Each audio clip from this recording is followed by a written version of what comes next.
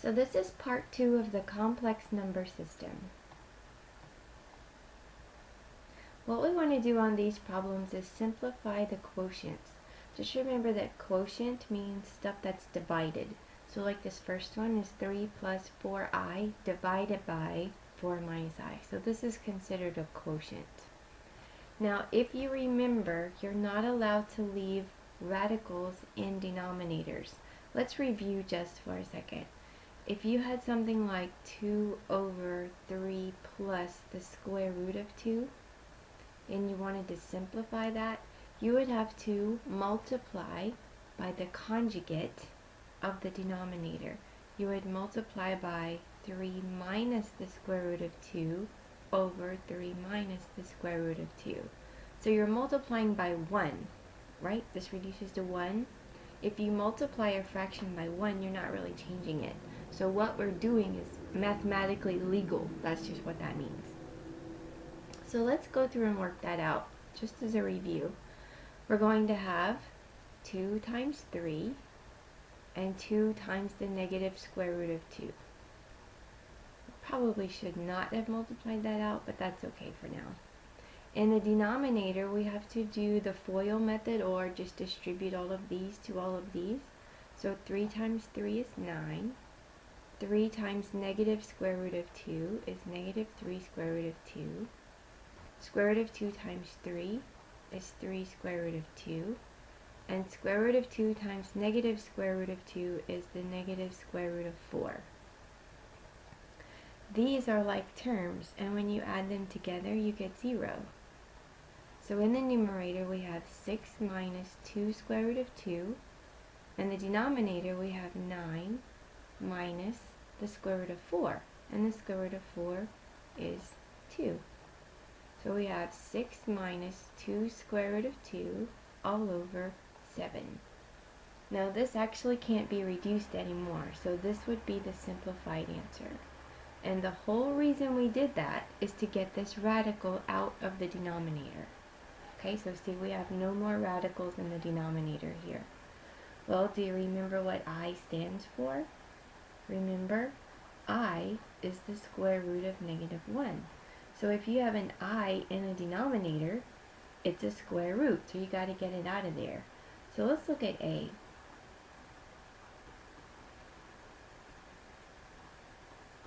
Just like the example we worked over here, since you have 2 terms in the denominator, you need to multiply by 1 in the form of the conjugate of the denominator. That was a lot of math words, but this is what it means. You multiply by 4 plus I over 4 plus I. Remember, the conjugate just means same two numbers but opposite sign. So that's what we have here. We have the 4, we have the I, and we have an opposite sign. Okay, so let's multiply it out. 3 times 4 is 12. 3 times I, 4i times 4, 4i times I.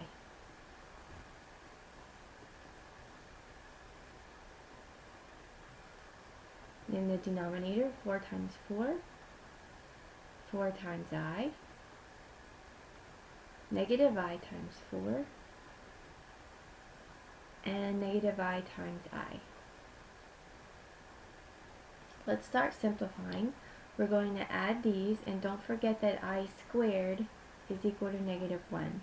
So we have 12, 3i plus 16i is 19i, then plus 4 times negative 1. I squared is negative 1.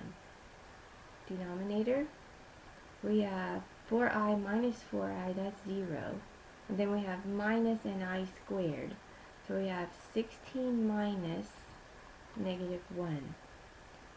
Here's the minus, right here. And then I squared is negative 1. So simplifying again, 4 times negative 1 is negative 4.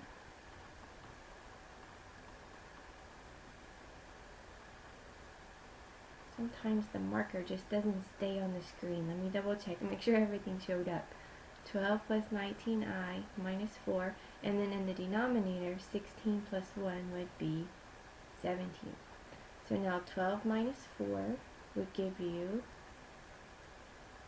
8. I just went blank. 8 plus 19i all over 17. Now you're supposed to separate this into real and imaginary, so you would actually write it as 8 over 17 plus 19i over 17. So this is actually the way it should be written. Okay? So let's look at B. I should probably use a different color because it's going to get crowded on this page. B has all of this raised to the negative 1 power. Well, that just means flip it over, if you remember. Since it's raised to the negative 1 power, it's all of this raised to the positive 1 power. But you can't leave this I in the denominator. So you multiply by 1 in the form of the conjugate, just like that. Okay? So multiply it out. What color? This one. So we have 1 times all of that. That just leaves us with 5 plus 2i. In the denominator, though, we have a little bit more going on. 5 times 5, 5 times 2i, negative 2i times 5, and negative 2i times 2i. Simplify these two. 10i minus 10i is 0. So we have 5 plus 2i all over 25 minus 4 times negative 1. 25 minus 4 and I squared is negative 1. So 5 plus 2i all over, that negative didn't show up again, 25 plus 4. So it ends up being 5 plus 2i all over 29, right? We need to separate it. 5 over 29 plus 2i over 29. I hope you can still see that on the screen. There we go.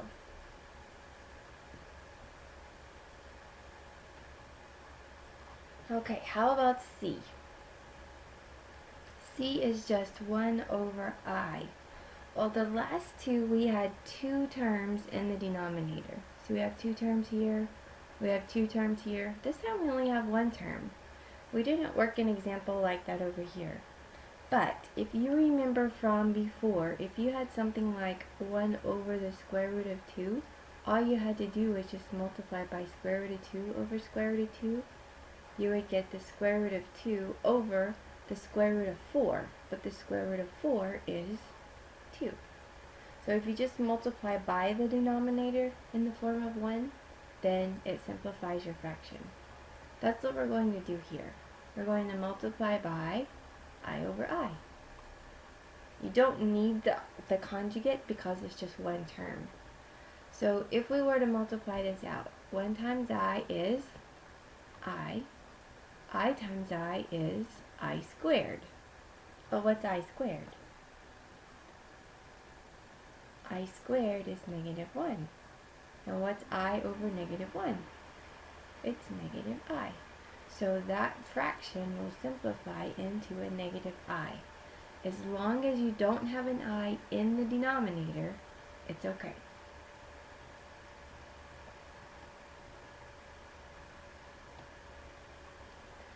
Okay, just a quick note.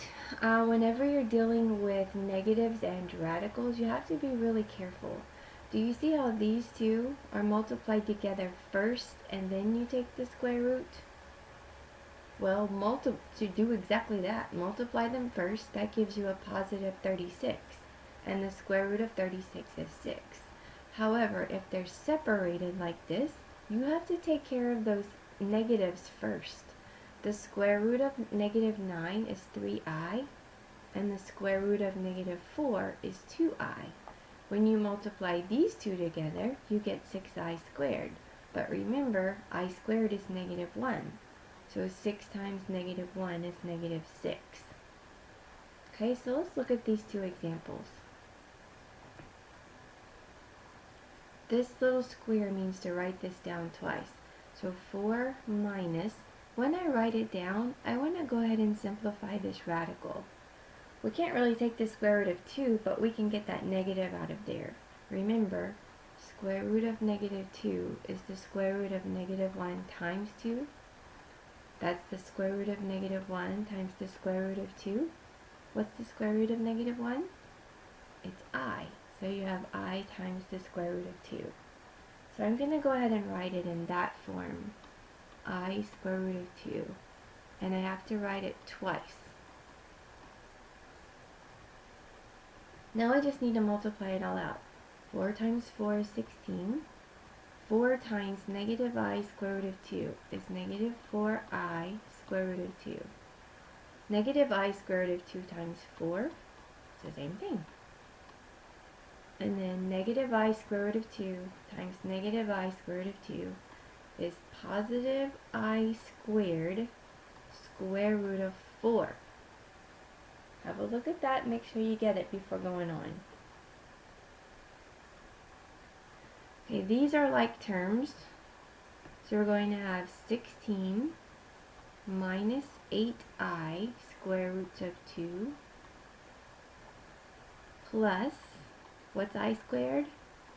Negative 1. What's the square root of 4? 2. Let's go up here. So we have 16 minus 8I square roots of 2, and then negative 1 times 2 is negative 2. Combine these two like terms. 16 minus 2 is 14. And you have simplified that expression.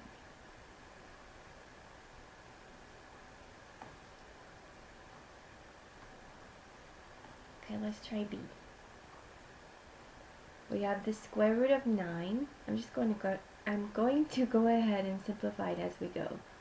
The square root of 9 is 3. What is the square root of negative 9? Well, let's think about it.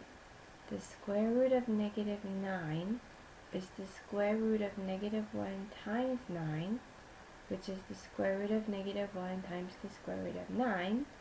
Square root of negative 1 is I, and the square root of 9 is 3. So that would just be 3I. So the square root of negative 9 is 3I. Can we leave our answer this way? We can't, right? Because we have an I in the denominator. So how do I simplify it? I multiply by I over I. When I do that, let's see what I get. 3 times I is 3I, and 3I times I is 3I squared. What's I squared? It's negative 1. So we get 3I over negative 3. But this will reduce, right? 3 over 3 is 1. 3 over 3 is 1. So we end up with I over a negative 1, which is negative I. Phew! That's complex numbers.